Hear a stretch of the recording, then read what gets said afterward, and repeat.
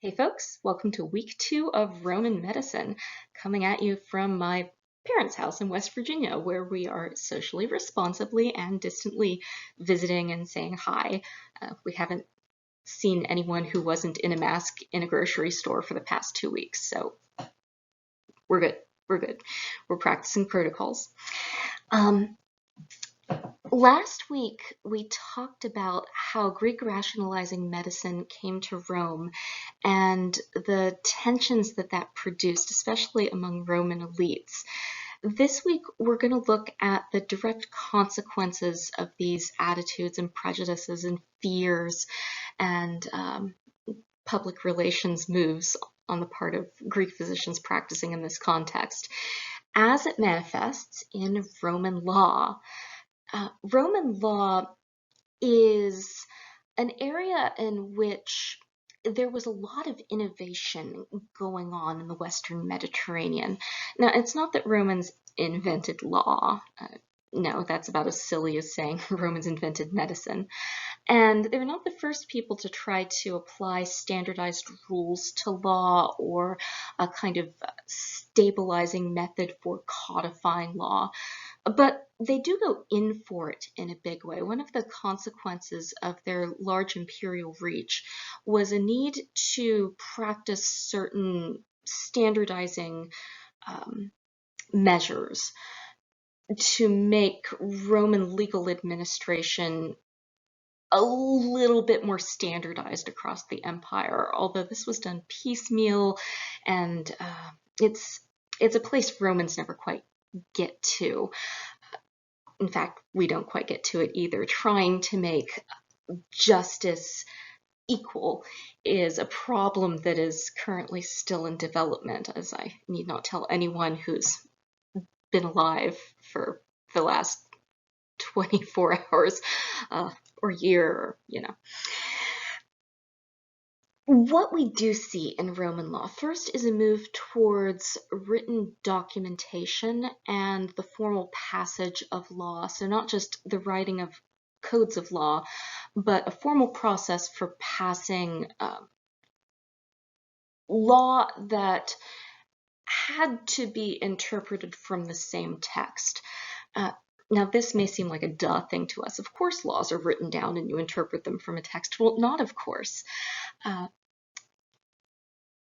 Codes of law did exist elsewhere than in Rome and had been since the Archaic period, for those of you who know Archaic period. If not, don't worry about it. Rome had their own version, the 12 Tables, and they're not the only state to pass updates and amendments and repeals and revisions. Other states were doing that too, including Carthage. Rome, however, because one of its perks of citizenship was access to Roman law no matter where you were in the world, at least theoretically, this meant that Roman courts had a great deal of traffic in them and had to handle increasingly complicated cases. But then also, as the people in charge of Roman trials, both in the city of Rome and abroad, began to notice that there's a lot of variability in the way law was being enforced and applied, there was a move for professionals to specialize in how the law should be interpreted in legal theory. And this, unlike medicine, was something that Romans felt was super appropriate for an elite Roman to do and practice. Because of all of this, Romans began to produce a huge body, not just of laws, but of legal theory, of procedural manuals. So this means not so much that Roman law was a particularly good kind of law, although it did have a lot of nifty features that we've kept. But Roman law is a really well documented form of law, and it was applied so widely over such a long period of time, eventually with law schools attached to it, that it became the default setting for culture stemming from the Mediterranean to a certain extent.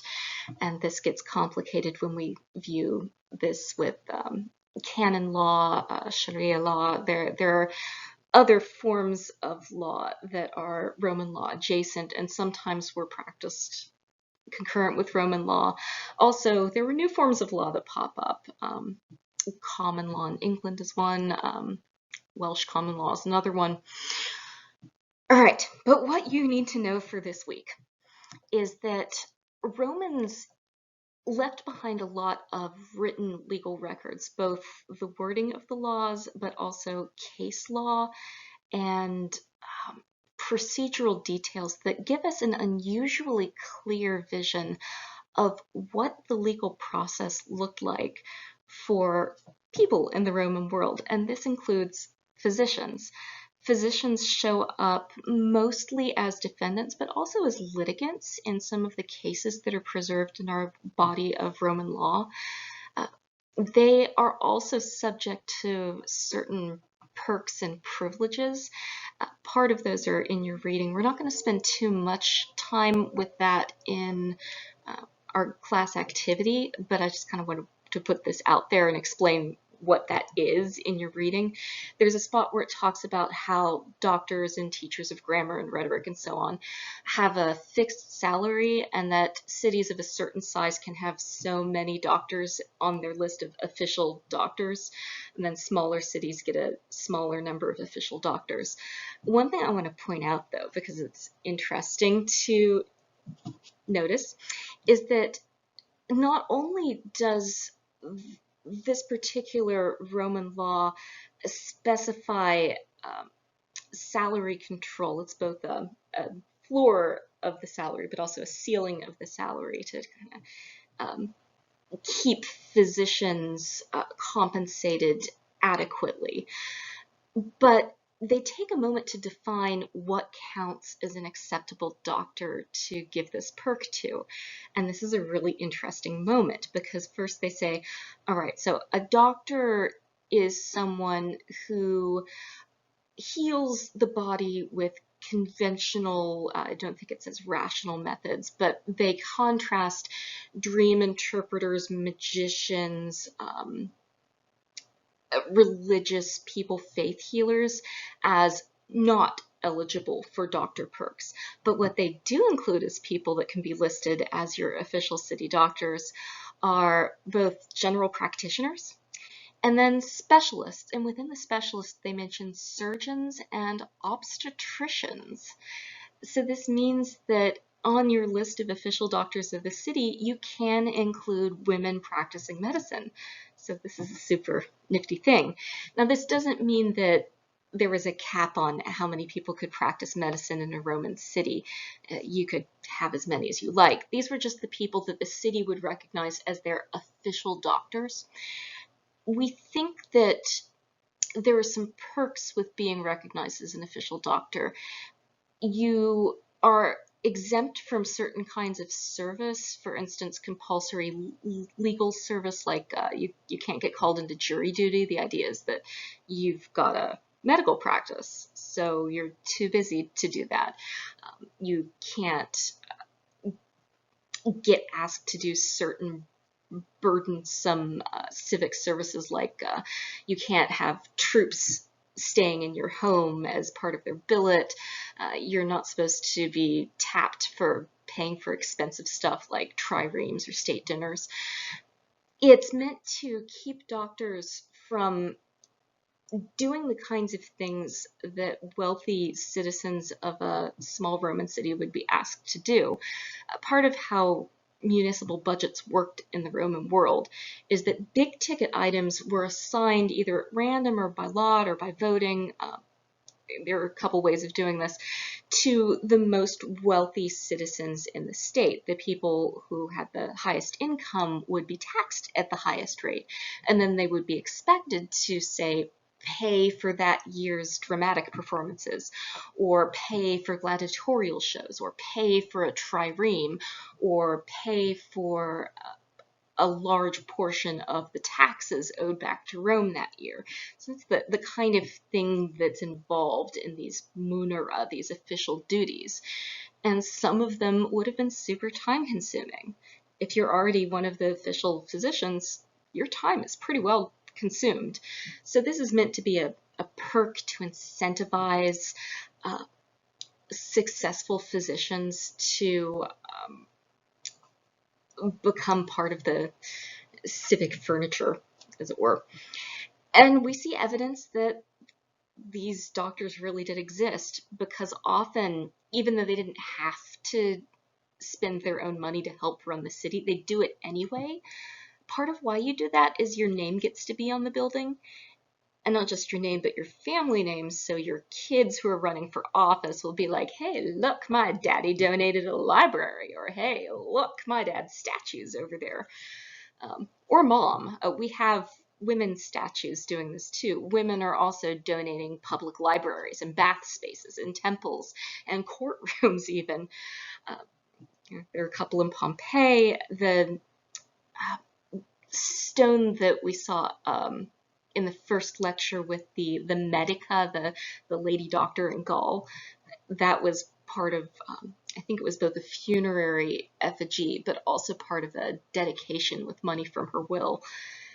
At any rate, that's the good news for doctors in Roman law, is that practicing rationalizing medicine did mean, especially if you were an elite freeborn person with a decent amount of money, like say Galen, you could get some pretty sweet exemptions from burdensome civic duties. And as one of the city's doctors, I think the way the law in question puts it is that these are the people that the citizens agree as a group are worth trusting with your health and your family's health.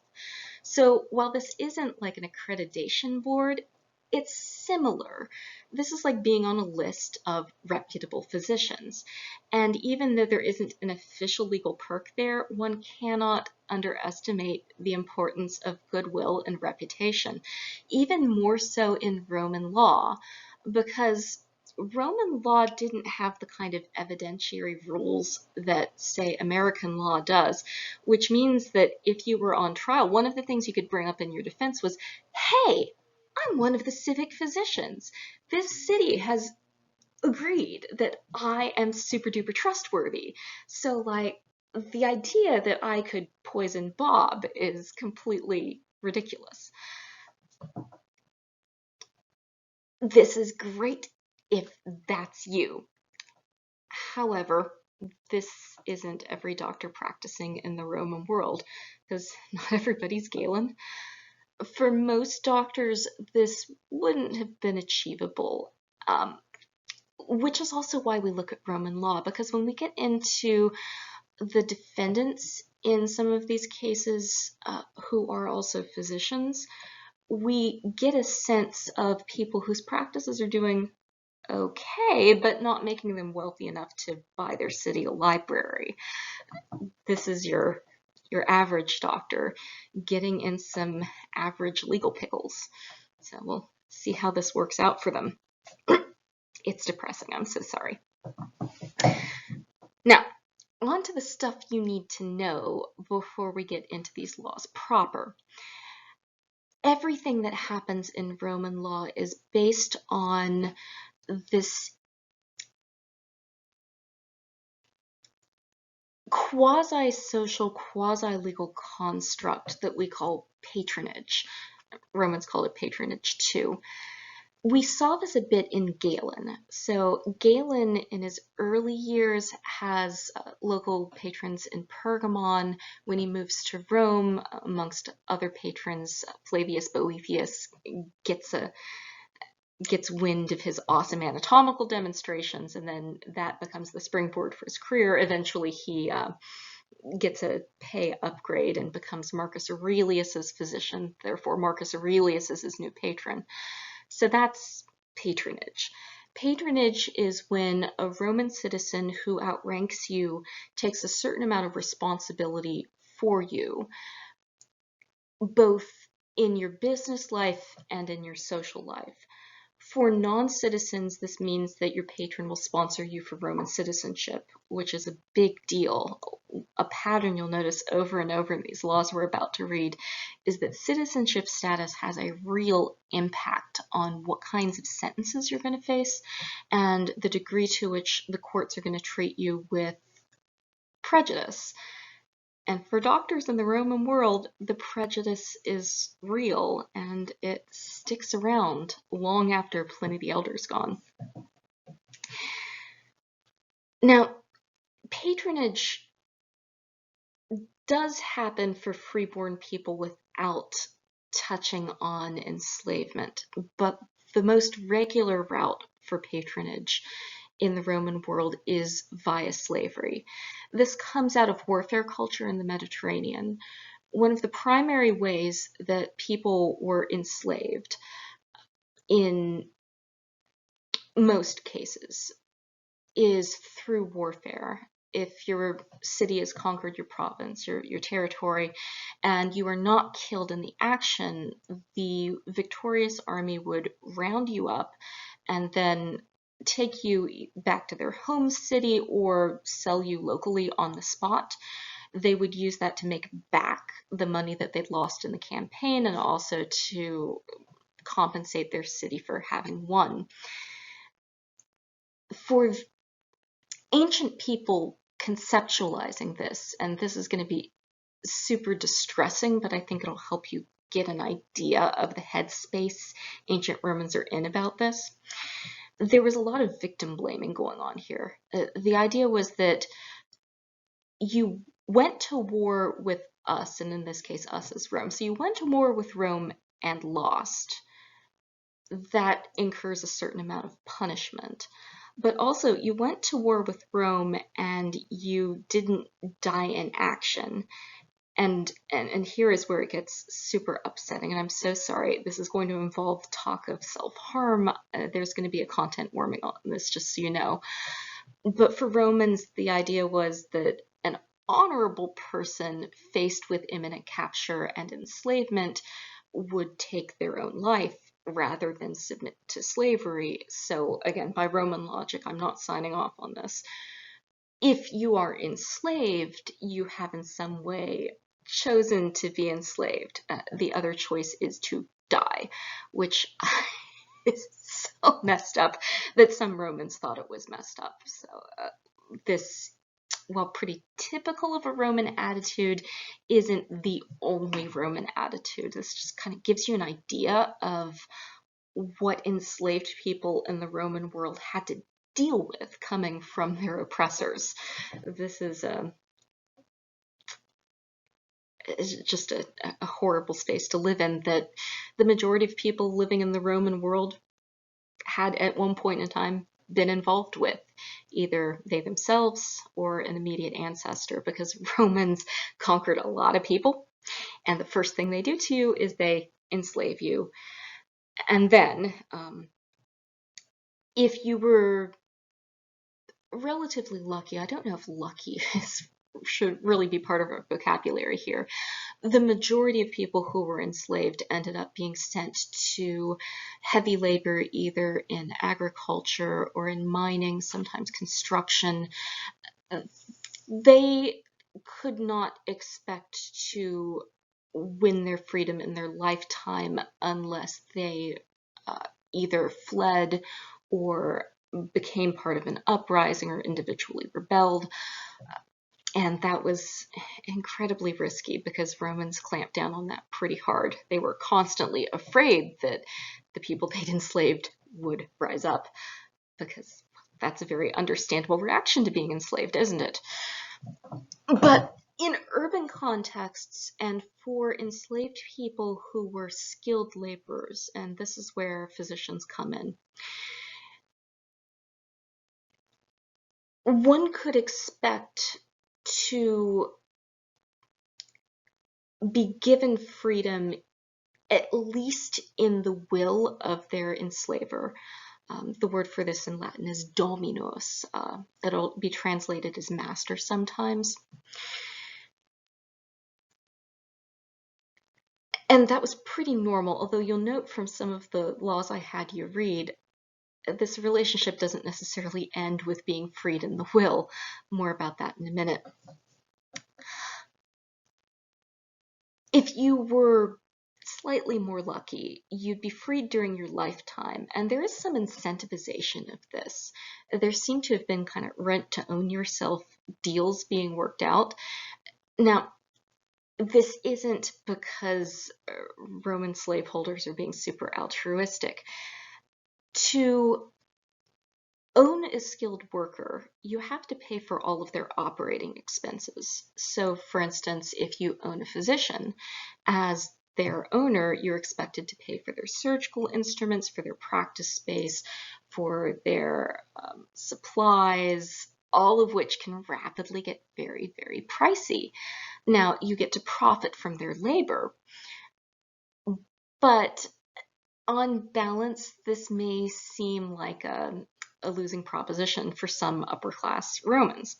So what they end up doing is they work out deals wherein they say, okay, I'm going to give you provisional freedom now, but you're going to be contractually obligated to give me and my family free health care. After I die, you might have to give free health care to my relatives still.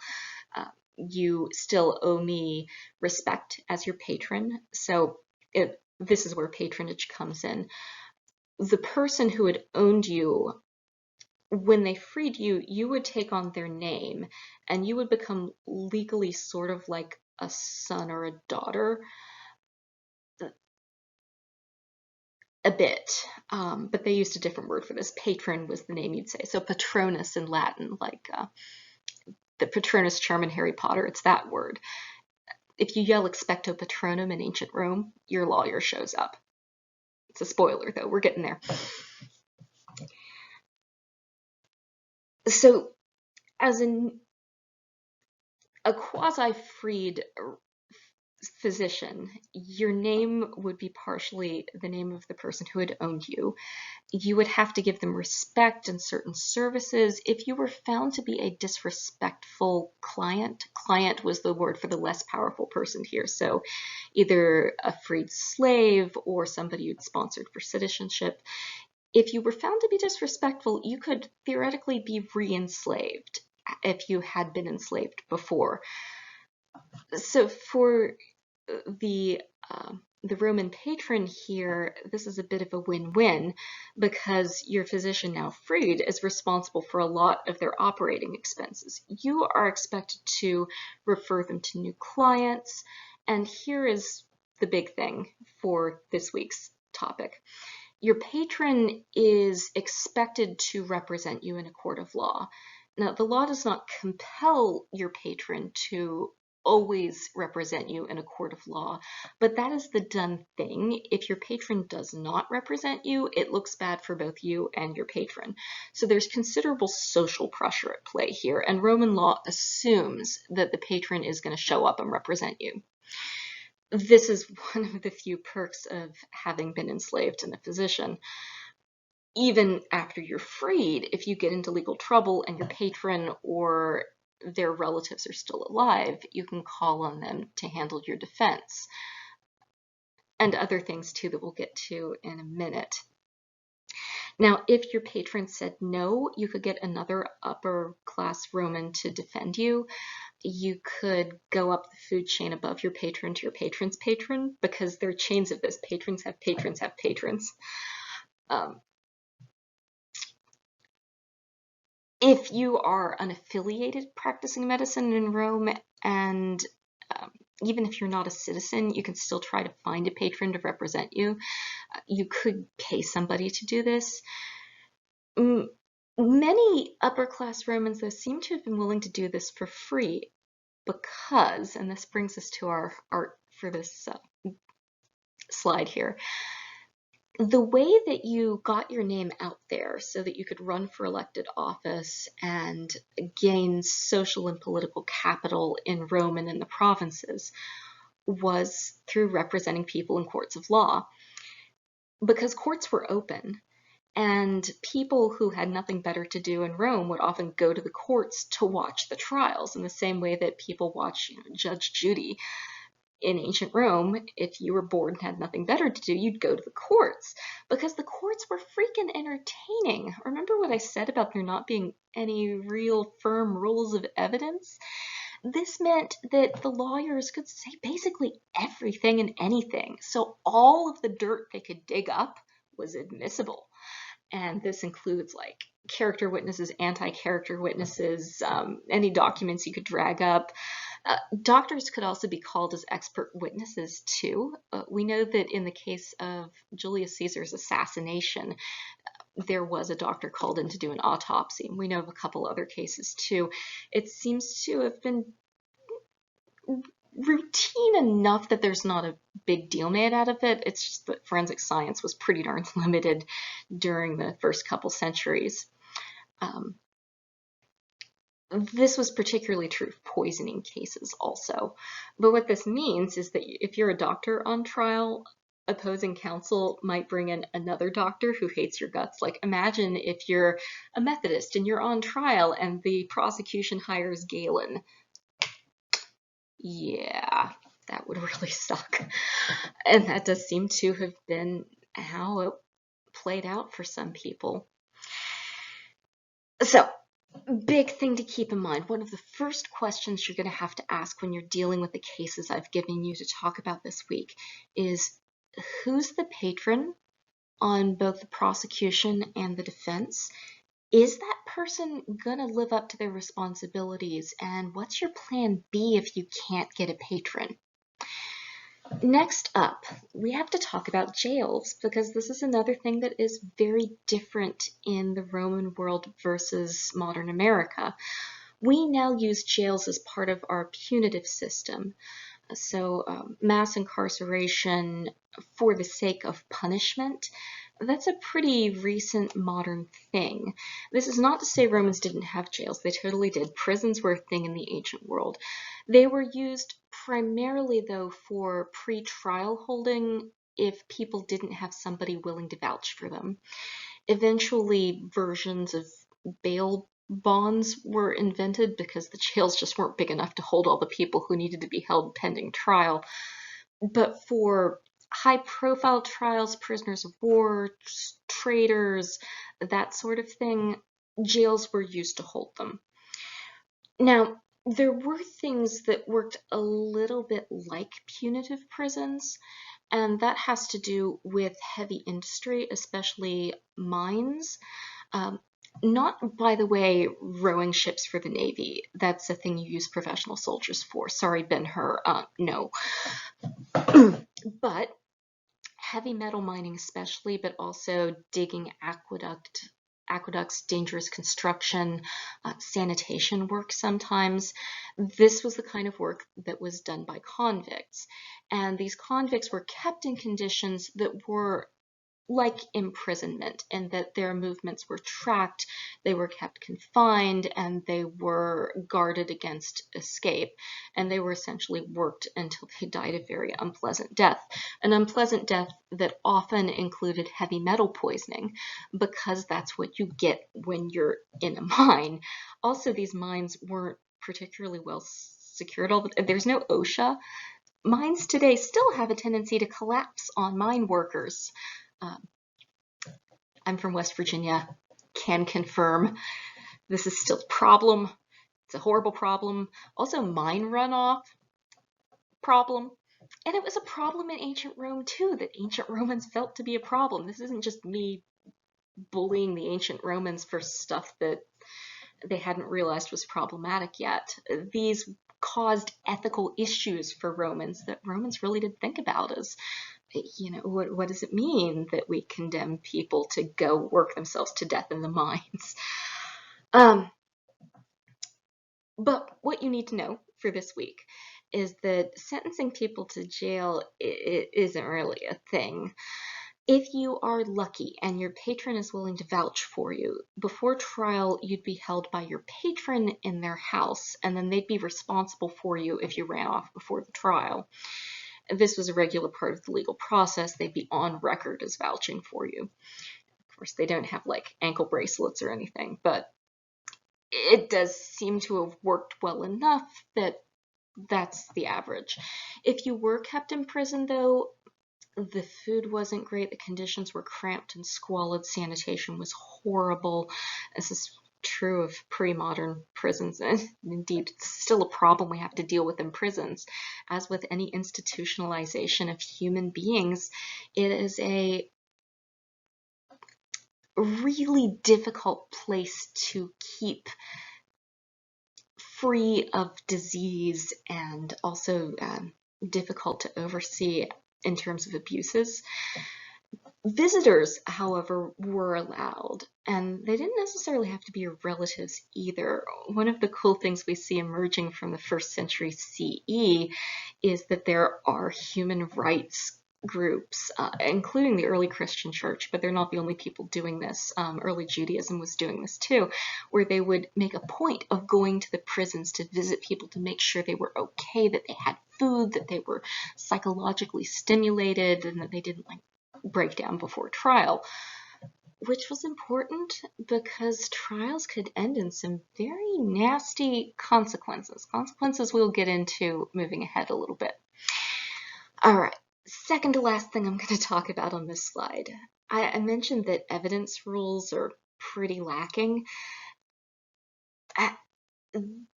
in that there aren't many. But there is one evidence rule that is going to make a huge difference to some of your clients this week. And that is the rule that enslaved people's testimony is not admissible in a court of law unless they have been questioned under torture.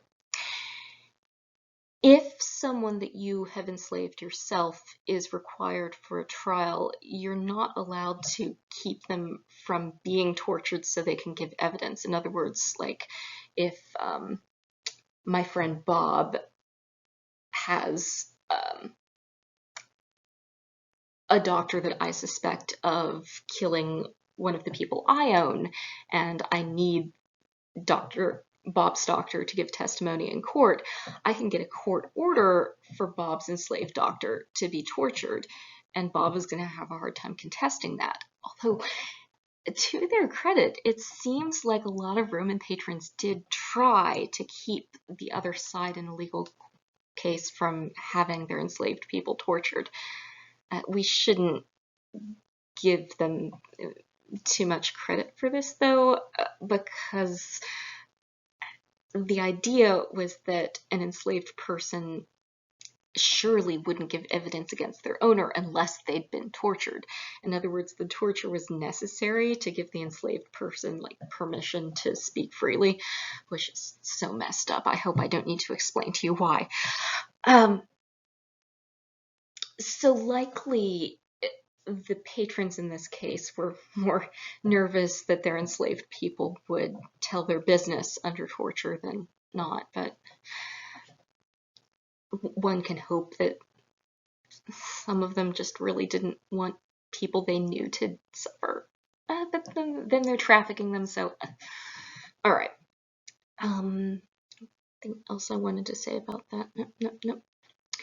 That about covers it. Oh, yes, the other thing I wanted to say. There were also some evidence rules about people whose testimony was considered more or less trustworthy. Now, I'm going to leave with the good news.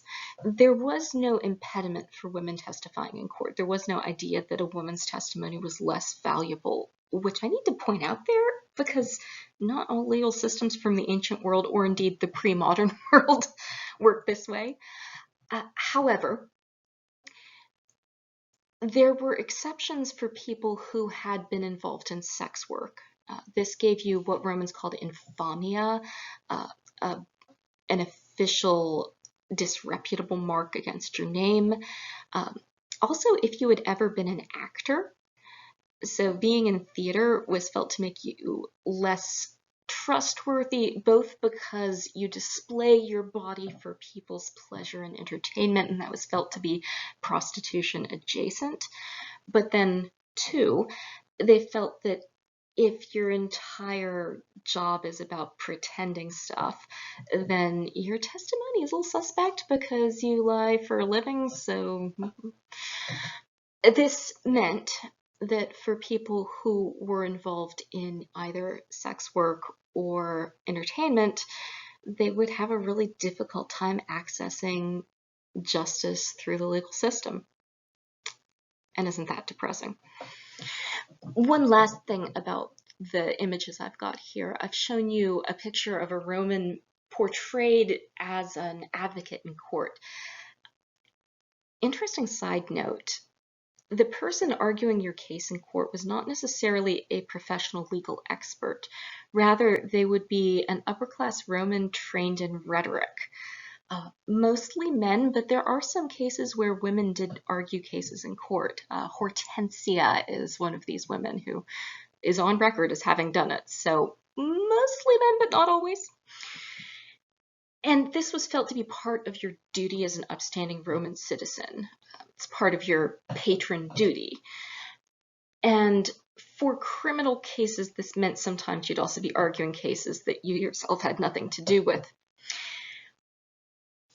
For your legal consultation, you would go to a professional jurist who would advise you on points of law. We have surviving speeches from court cases, though, and compared to, say, American jury trials, there is a lot less time devoted to talking about the letter of the law and how this case fits it.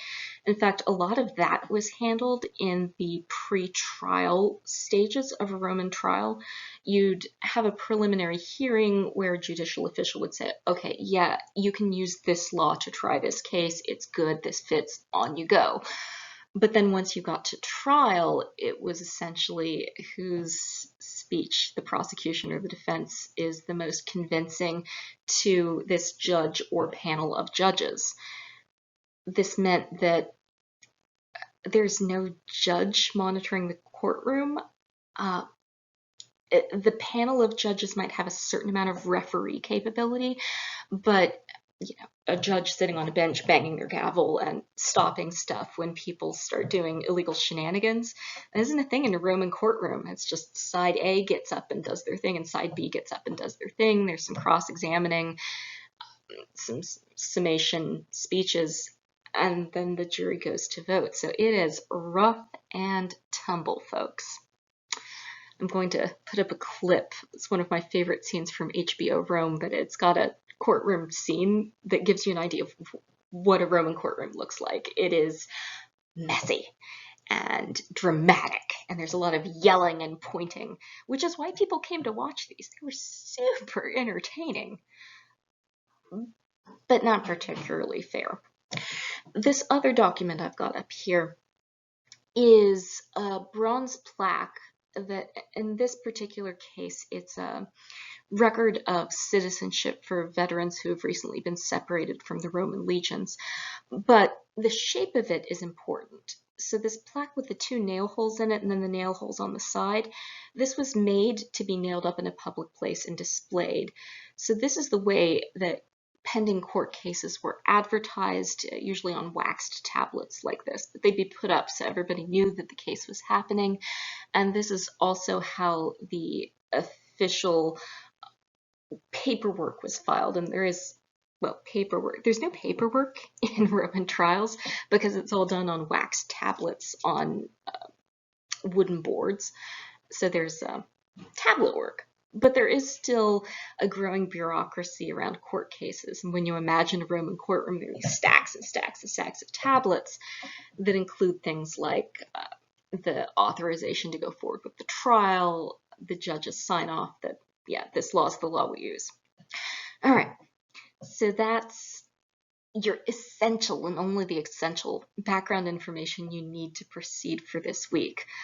Could say a lot more. I am holding back, I swear. Now let's talk about the actual laws we're going to be accessing this week.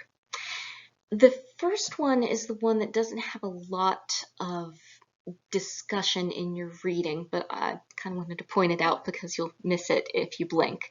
And this is locatio conductio, which is the technical term for a contract for services. This is the legal principle underlying Roman trade law writ large. Any kind of trade, including buying and selling of goods, but also hiring and leasing. This includes hiring professional services. So in this case, locatio conductio is a group of guidelines that are used to adjudicate disputes arising from a hiring gone bad. And this is applicable to doctors, we know, because the Roman law code has this like one sentence, which is why it's a blink and you miss it moment, but it says that if something goes wrong, if there's negligence involved, you can either sue under the contract, under locatio conductio, or under lex aquilia. More about lex aquilia next. Now, as with American law, by the way, Roman law does not require a written contract for a contract to be enforceable. A handshake agreement counts as long as both parties agree that terms were reached and that there's a reciprocal relationship. For Romans, they thought of this as a binding and an unbinding, and we still use this when we talk about contracts, like a binding contract is a contract that ties you up. Romans used the Latin word for binding here. So they said that when the agreement is made, it's not the initial agreement that creates the contract, but when the first party delivers the services, then the obligation is incurred. So once the doctor has begun consulting, this is where the contract begins and the agreement's clock starts. And this binding can't be untied until the other party fulfills their part of the deal. This should feel pretty familiar, yeah. You deliver a car, it's not over until somebody gives you the money you agreed on for the car. And if the money isn't forthcoming, then you can get your car back through civil court. Now, there are some loopholes to this. If you're acting as a friend to a friend, this wasn't considered a contract, right? If you know each other and you're drinking buddies and one of you happens to be a doctor and your kid gets a splinter, and you're like, oh, as a favor, I'll treat your kid, just give me $5. Like, that's not as enforceable. Now, this gets a little bit more complicated in the context of patronage, because you can't go after your patron for not paying you because he's your patron. A relationship is existing that requires favors to be rendered. Similarly, you can expect, like, it's considered classy for your patron to give you gifts of money and services throughout the year. At least at Saturnalia, you should expect like something from your patron. Saturnalia happens when Christmas happens today. It's like Roman Christmas. You can Google it if you're interested. It's fun, but irrelevant here. This isn't considered the same thing as letting and hiring, because you hire somebody with whom you don't necessarily have a close relationship. Friends doing stuff for friends doesn't quite count here, at least for Roman purposes. And also freebies, if there's no expectation of pay, then there is no contract. So you can't sue someone for incompetent surgery if they don't charge you, for instance. Now, old school, and here by old school I'm talking like before the 1950s, there was a legit debate in medical legal history over whether or not doctors ever charged money for treating patients, because of this offhanded remark Cicero made that, medicine is one of these arts that is appropriate to be practiced by free men and not enslaved men, and arts practiced by free men should be given freely as a favor. He's primarily thinking about legal representation. We now have better evidence, and we know that, sometimes legal representation came with a bill, as did doctors. In fact, the overwhelming evidence from Roman law holds up this idea that doctors do indeed charge money for services. It's part of the landscape. But part of why this misconception lasted for so long is that doctors who had the time to write medical texts and who were important enough to have those texts copied and circulated were doctors who were independently wealthy and more interested in social capital than necessarily income. Let's go to Galen again. Galen was independently wealthy. He paid for his entire ride to med school. He got his first job as a patronage gig from a local Pergamene family who knew who he was. He likely did it as part of his own family's tax service to the state. So Galen's not getting paid a lot, but also he doesn't need to get paid as much either. He's getting paid in exposure. So if you ever wondered where getting paid in exposure comes from, it comes from elite practitioners. Rich people have a very different relationship to work than do the majority of folks. And this is true of doctors in the Roman world. Most doctors needed the money. Interestingly, this is part of what gets them in trouble with people like Pliny, who is one of our best sources for doctors getting paid. So I just, legal historians from the 50s, I have so many questions. They listen to Cicero too much is their problem. All of which is to say,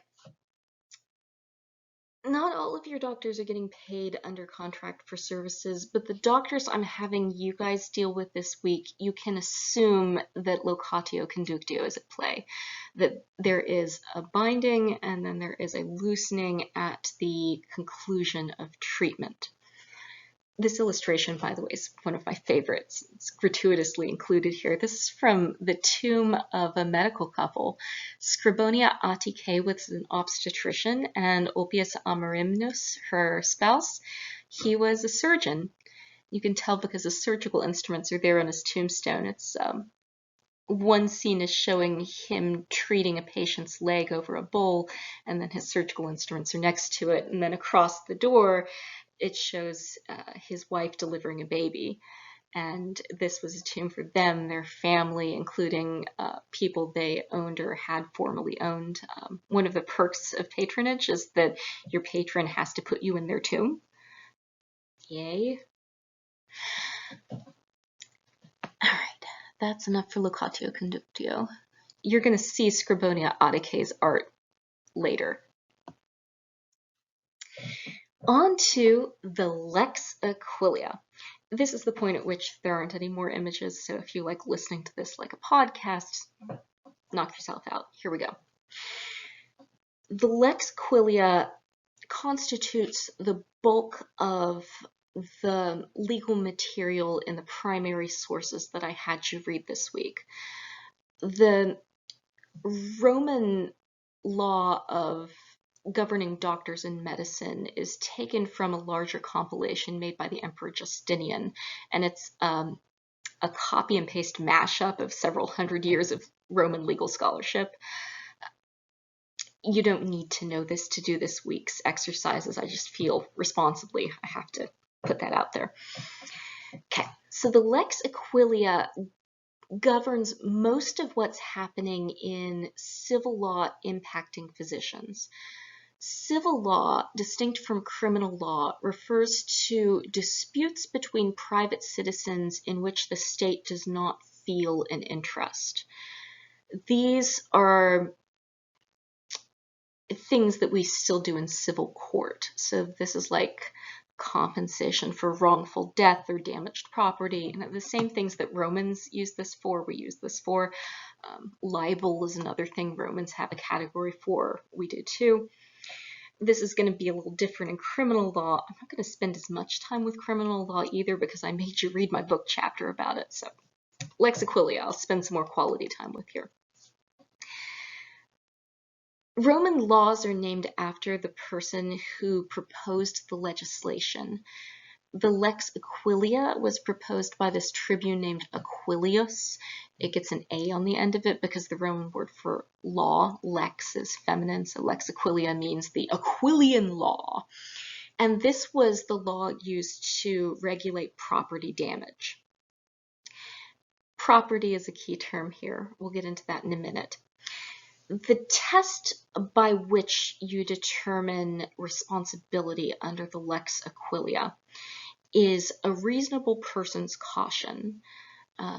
This, for Romans, they'd phrase as the kind of responsibility that a responsible head of household, a responsible pater familias, this Roman male head of household, the person in charge of all of the family and enslaved people and children and so on within the house, and also the person who was your primary go-to patron if you were outside of the family but affiliated.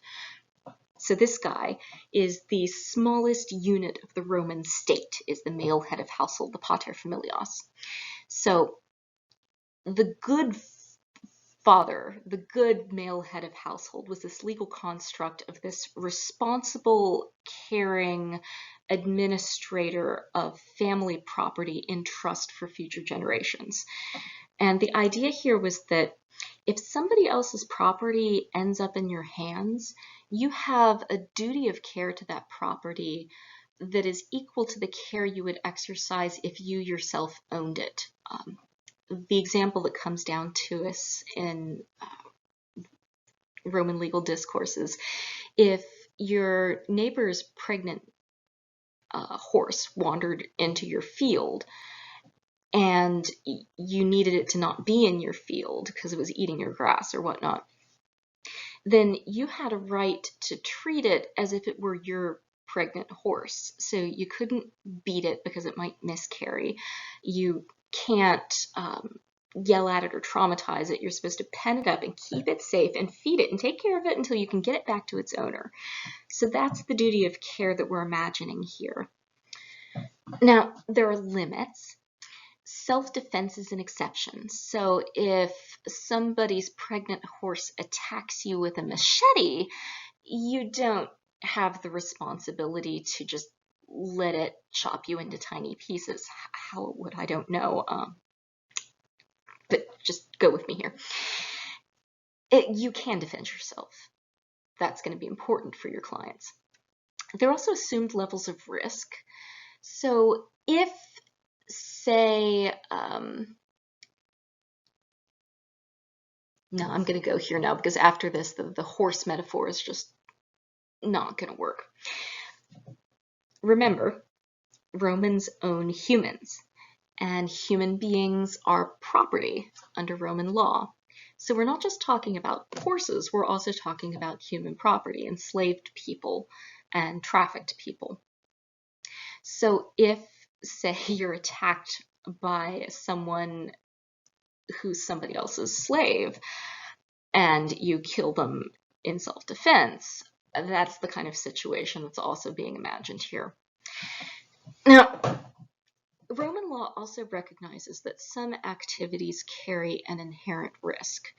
So, for instance, if you find yourself in a boxing match with somebody else's slave, and that enslaved boxer ends up dead, their owner can't turn around and take you to court because by entering a boxing ring, you are agreeing to be pummeled to a bloody pulp. Therefore, you have assumed a level of risk. This is going to be really important when we talk about healthcare because Romans are not really in agreement on what constitutes an assumed level of risk in healthcare. I mean, quite frankly, this is something that we're still adjudicating in our own society, yeah? As new medical technology happens, as standards of care change, the standards by which we judge negligence or incompetence also shift. And negligence and incompetence looks different for different kinds of medical practitioners and different sorts of circumstances. There are a lot of judgment calls that have to take place when we're talking about a medical defendant. This is magnified by a ginormous amount when we're talking about Roman medicine, where there's such broad disagreement on such basic concepts as what is a human body anyway, and are there humors in it or not? And did that humor cause that disease, and how do we treat it? This makes it really difficult to talk about incompetence and levels of risk, but Roman law tries. And yay, it gets an A for effort. You can fault the Romans for all kinds of things, but they certainly are triers. Okay. ownership and property, as I mentioned, is a really big deal for determining negligence and responsibility here, but it's also an important test for your clients. Before you can use the lex equilia, the first question you should be asking yourself, maybe the second question. The first question is like, okay, does this meet the bar for negligence? The next thing, though, equally important, is has property been damaged? And here's where it gets super messed up. Keeping in mind, Roman law had to preserve slavery as an institution, or at least it felt that it had to preserve slavery as an institution. For that, they needed a definition of what is an enslaved person. What is it that makes an enslaved person different than a free person? And the definition they come down to is that an enslaved person's body can be purchased. It has a price tag attached to it. Therefore, a free person's body cannot be priced because a free person's body has no market value. It cannot be bought and sold. And this was, for Romans, a human rights issue. Roman law was assiduous in defending the idea that if you were of free status, you could not legally be trafficked. And if you were trafficked despite being of free status, then the person who trafficked you is now in breach of Roman law. This isn't to say it didn't happen. It happened all the time. The reasons why there are laws about this is that people were constantly getting kidnapped and trafficked in another part of the Mediterranean, so much so that it's a huge trope in ancient romance novels. They love it when pirates kidnap the heroine and then she's enslaved and she's really free, and it's Roman novels are fantastic, guys. They're really amazing. For our protagonists, though, what this means is that to put a price tag on the body means that you are effectively demoting them to an enslaved status. So that the only kinds of dead or damaged patients that you can sue for are patients who are enslaved, which pretty much eliminates like all of modern malpractice suits. Yes, all civil malpractice suits put, well, maybe not all, I hate all, it's categorical. Probably there's like 2 cases that don't do this, but most malpractice cases are about putting a monetary value on the damage to the patient's body. And then monetary values are given also to pain and suffering, compensatory damages, lost wages, ongoing medical expenses, and we're kind of going there in a minute. So hold your horses. There are some things that a free person can sue for, but bodily harm is off the table. You can't argue for lost value if your body has no monetary value. But this also means that if you, a physician, are treating an enslaved patient, your liability suddenly just got a lot more complicated, which is also pretty interesting. I suspect that the impact on the patients involved was that it was harder to find a physician to treat an enslaved sick person. So I give Galen all kinds of grief, but he willingly and out of the goodness of his heart does seem to have treated enslaved people and done so really well. It's the ancient world, folks. The bar is low for human decency, but good job, Galen. Gold star. I do respect that. All right. Almost immediately, Romans tried to figure out like where the limits of this are, where the edges are. They start with underage dependence. So because the male head of household is not just the authority figure of the family, but also he officially owns the family's property. In fact, if you're under the age of 25, you yourself cannot own property under Roman law. here we're talking about men. The rules are a little different for women, but not different in a way that makes it any better when you're under 25. If you're a Roman woman, you have to have 3 kids, or 4 if you were enslaved at any point. Yippee. So then male head of households began to wonder, well, what if my son who is under the age of 25 is injured? Since I legally own his work and I manage his money, if he is injured, I have effectively lost income from a dependent. And this is a little bit like losing one of my enslaved people. And keep in mind, Roman slave law is very similar to Roman parental law. In fact, like creepily similar. You're, for instance, allowed to kill your children if they step out of line. So that's what I mean by similar. It's considered tacky, but you're allowed.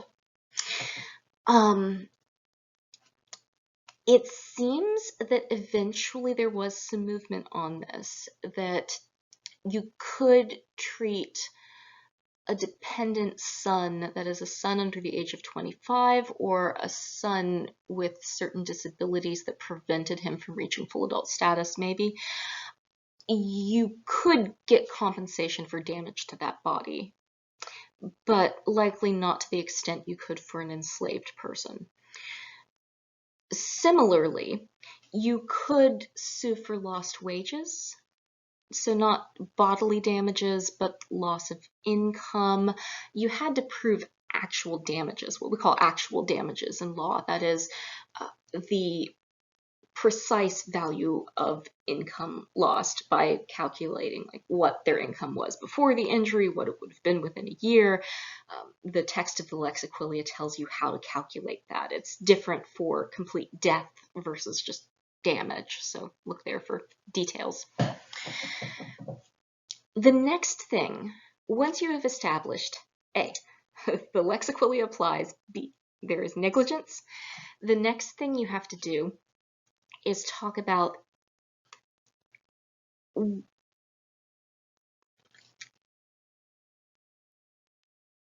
actually, no, I'm going to back this sentence up. The sentence is a lost cause. Okay, intent is not important in the Lex Aquilia. So you don't have to have intended to kill your patient to be liable. Just not having taken the appropriate amount of care you would have if you were that patient's pater familias. So if you were drunk or ignorant or just sloppy, or you chose to operate on a ball field. I wish I were making that example up, but no, there's an actual case that happened with a guy who was a barber who was shaving a client on the edge of a ball field, and one of the ball player's balls hit him in the arm, and then his arm slipped, and then he accidentally slit the throat of the person whose beard he was shaving, who happened to be enslaved, therefore Lex Aquilia. This is what I love about ancient law, guys. It's basically like wall-to-wall Florida man stories. It's lovely. So you've got to argue that somebody screwed up their duty of care. Somebody didn't anticipate a foreseeable consequence. Somebody wasn't doing things to an acceptable standard. And again, this is hard in medicine because acceptable standard is impossible to define using the state of science in the first centuries CE. But some of your cases ask you to try, so do your best. You all do, however, have to establish causation. So it's not enough to have like the doctor operated and then the enslaved person dies. You need to establish that the death occurred as a direct result of that physician's intervention. And this means for surgery, it's pretty easy. You just have to show that the physician cut there and then it got inflamed. I mean, we'd say infected. They don't know about infections because that means germ theory, but like the patient got worse and died. you could argue, of course, that's part of the assumed risk. So you'd have to be like, they operated and clearly cut the wrong thing, or it's the wrong hand, or you have to be able to prove that they did it wrong. But causation is pretty easy in surgery. In pharmacy, it gets difficult because you aren't holding the patient down usually and forcing the drug into the patient's body. Sometimes you are. For instance, drugs administered via an enema, that is rectally or vaginally as a douche. They're also sometimes put in through the nose, the ear, that kind of thing, where you are directly administering it, you're good.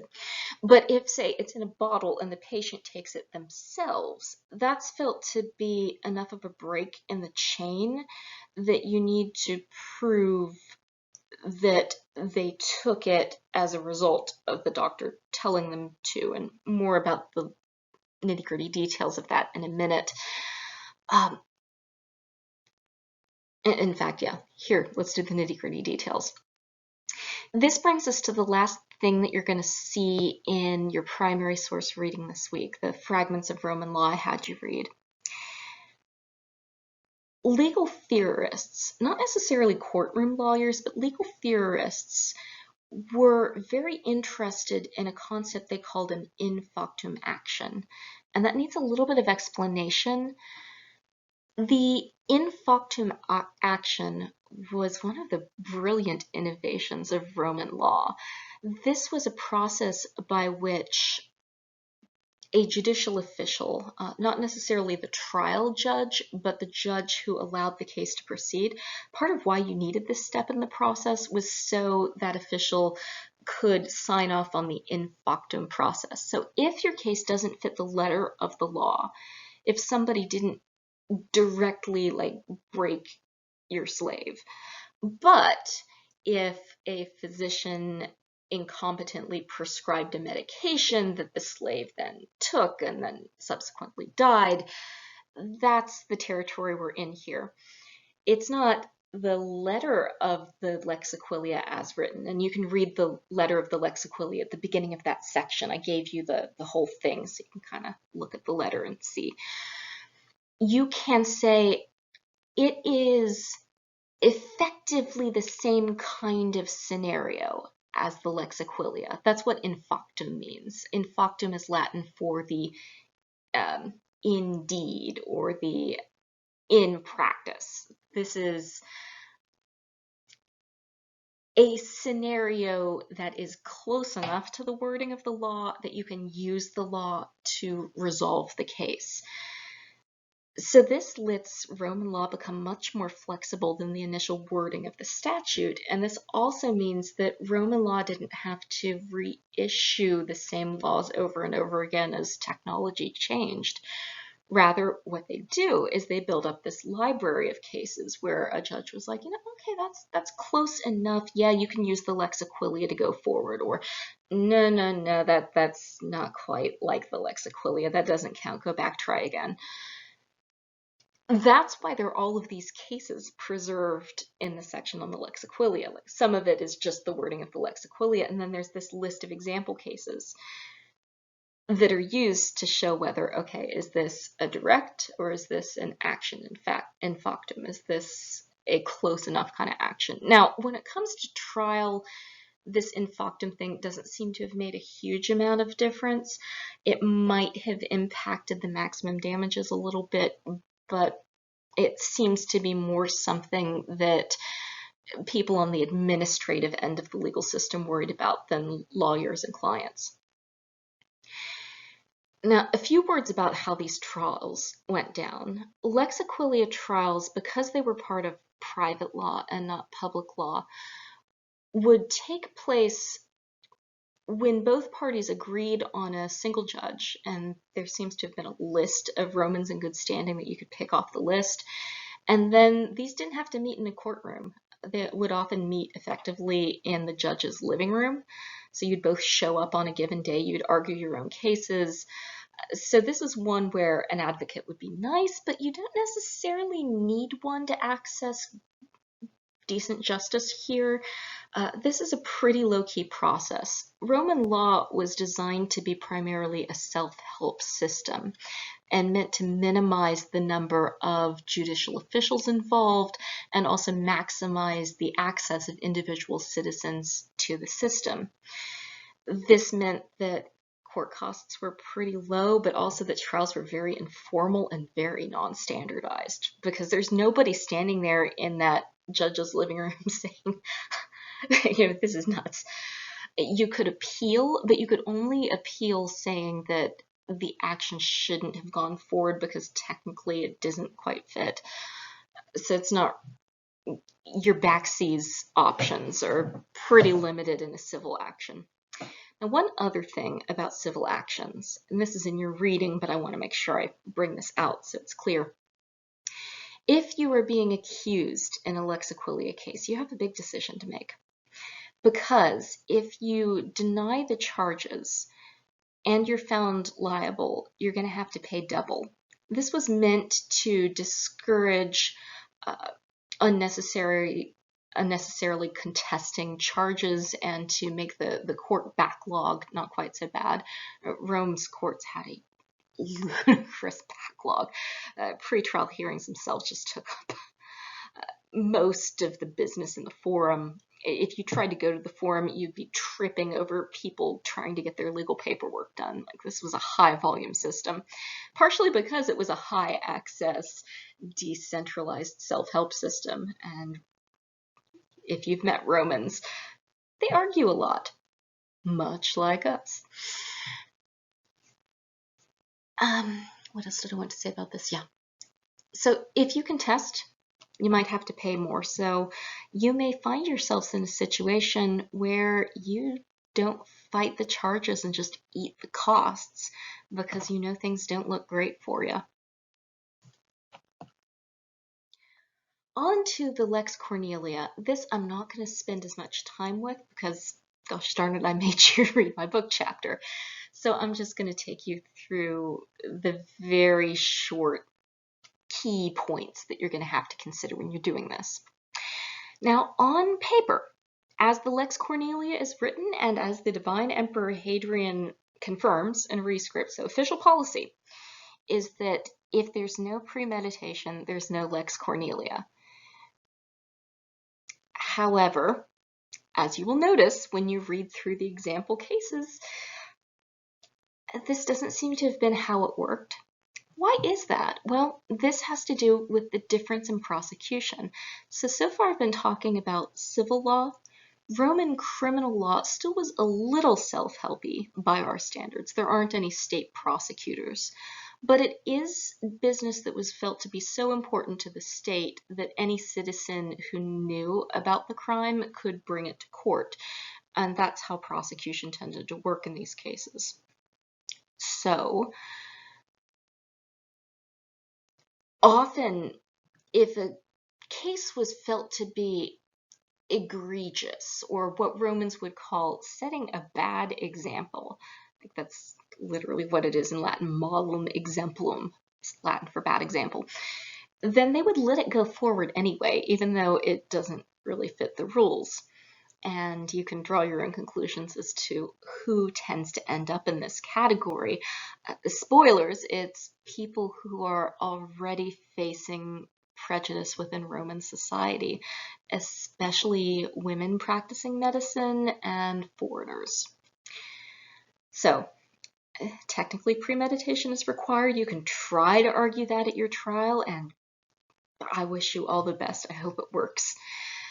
Causation is also really important. You have to have actually caused the death. The causation rules work a lot like the causation rules with the Lex Aquilia. But again, in cases where a higher burden of care is thought to be involved, for instance, there's this decree of the Senate that restricts the selling of certain poisonous pharmaceutical substances. This seems to be the first controlled substance law on the books ever, so yay, Romans invented drug control. There's a higher burden of care in vetting the people to whom you're selling this stuff. but these are also very commonly used pharmaceutical substances that you are going to be selling pretty regularly. So your liability load, if you are in pharmacy in ancient Rome, is going to be pretty tricky. So keep that in mind. Also, you don't actually need to kill the person to be guilty of murder or parricide, which is just parent murder. For doctors involved in them, they're the same on paper, but killing your parents was felt to be particularly icky. So effectively, you would be in a much scarier social situation. And because Roman courts were very unfair, you would be more likely to be convicted if parent killing was involved. Okay. Again, actual death, you don't need it. There's some novelized versions of Roman trials. One in Apuleius' Golden Ass, where at the trial itself, one of the doctor witnesses comes up and he says, "I was hired by the evil stepmother," another thing that Greeks and Romans invented. Evil stepmother's lovely. "I was hired by the evil stepmother to poison this kid, but I didn't really poison him. I just gave him a really heavy dose of anesthesia. And he's going to wake up any moment now." And then, like, the kid wakes up and he's like, what? And then the stepmother still gets convicted of murder because your victim doesn't actually have to die for murder law to kick in. I don't know if that's an improvement or not. I'm not a modern lawyer. Status really matters here. It mattered with the Lex Aquilia, but it's life or death. And for this, status is going to determine the kinds of punishments involved. I talk about this in the chapter. Here's just the very, very quick version. The lighter end of this is temporary banishment, relegation, maybe with the loss of some citizenship rights, but not necessarily all. Execution, that's on the more severe end of things. Being sent to labor in the mines is also on the menu. If you are not a citizen, that's where it gets tortury. You can be fed to wild animals in the arena for the entertainment of the masses. You can be killed by crucifixion. In fact, one of the reasons you may want to be a Roman citizen, should you ever be in ancient Rome, is that Roman citizens get crucifixion immunity. You do not want to be crucified. It's very, very bad.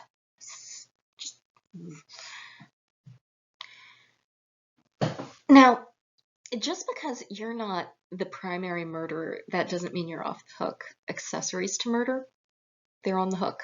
If you're a middleman who didn't even know where the poison was going, you're still kind of liable. What this means for you imagining your ancient medical practicing self, you're always going to have to be a little bit suspicious about whether or not you're being made into an accessory to murder, because if you're caught, it's going to go really badly. And this does seem to have been not just something that happens in legal theory, but a thing that happened to actual doctors. In fact, one of Galen's friends ends up getting executed as part of one of these cases. It was a parricide case, something that Romans took seriously, really seriously, and Romans were not shy about killing you if they felt you needed it. No discussion of this would be complete without a description of the traditional method by which people who kill their parents are punished. Now, the doctor who's an accessory to this just gets thrown to the wild beasts and generically killed. This is only for the actual kid who killed their parents themselves. You would be put into wooden clogs, so your nasty parent-killing feet wouldn't touch Mother Earth and soil it with your presence, and then you would be frog-marched down to the edge of the sea, at which point you would be stuffed into a leather bag with 4 symbolically important animals: a monkey,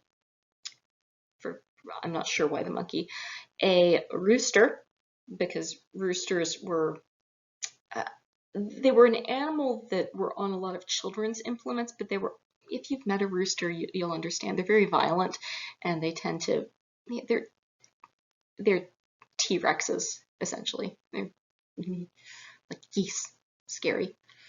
Was the other one a viper? I don't think I need to, well, no, I should explain a little bit about the viper.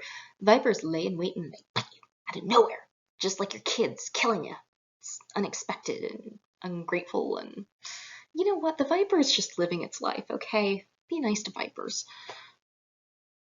Snakes don't get enough love. What was the last one? Let's see.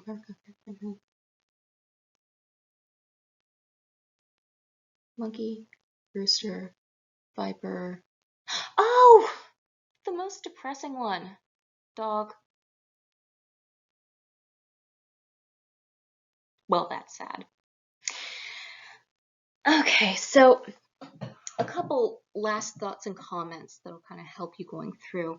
Not everything that's covered in the corpus of Roman law has come up in this lecture or in the book chapter I had you read. You'll notice there's some cases that don't quite fit any of these bills. Some of them are about workplace rights and status, and I just want to make sure you notice them because they're near the end of the packet because they don't quite fit into these categories. So there's one case about allegedly this really creative doctor who allegedly held a patient hostage and sort of made him get worse every time he was running out of money, and then when he got paid he'd give him the real medicine, but then like when his patient was running out of money the treatments would stop working and the doctor would be like, oh well, I need this expensive medicine but I guess you don't have the money, and the guy would be like, oh, I'll sell my couch. And eventually this goes to court and the Roman governor is like, dude, that is super abusive, you can't do that. Although what might have also been happening is that the doctor was acting in good faith and the eye infection just really wasn't resolving properly. So, the doctor could be innocent. It doesn't seem to cross the provincial governor's mind. He's just like, this is pernicious, we must stop it. Which tells you a lot about prejudice in the system here. And then there's also this case, which I love because it's so early. It's from the 1st century BCE.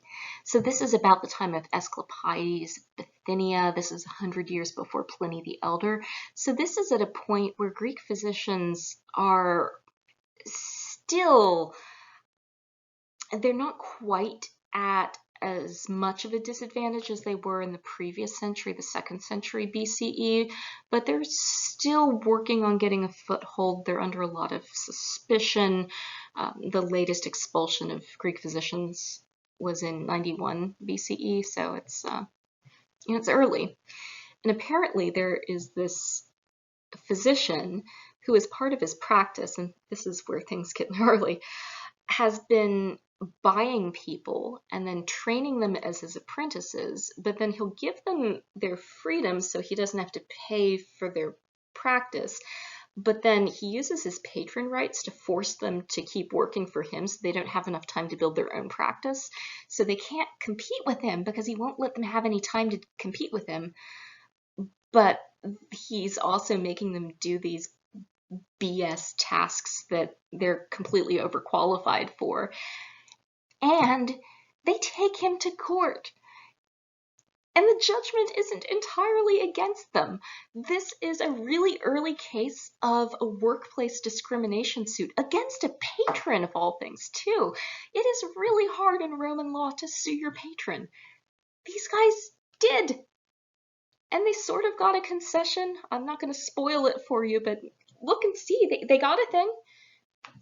It's really not an exciting thing. But gosh darn it, I like it when somebody scores a win.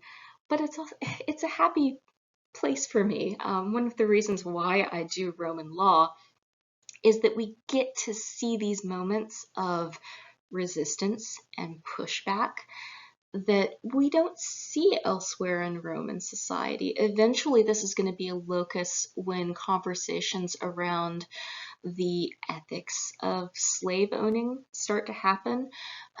There's a textbook of law published under Justinian's chief lawyer, a dude named Tribonian, where in the very first pages he says, the natural state of a human being is free, not enslaved, and therefore the law should have a pro-freedom bias wherever possible, and the law should do everything to promote, encourage, and support man's natural right to be free. And this is in the 500 CE, so late antiquity. And it's still a very low bar. I'm not making an argument for this as being like a monumental party for human rights. But keeping in mind our baseline here, it's a huge step forward. And this is part of why I stick around with the Romans, even though a lot about Roman culture is emotionally difficult to deal with and they often disappoint me with their attitudes. It's not all bad. They do have a lot of nifty perspective to add, and you do see resistance and dissent and dialogue trying to make the world better, much like our own world. I don't think any of us can say that we're on board with everything our society does, because, I mean, who is?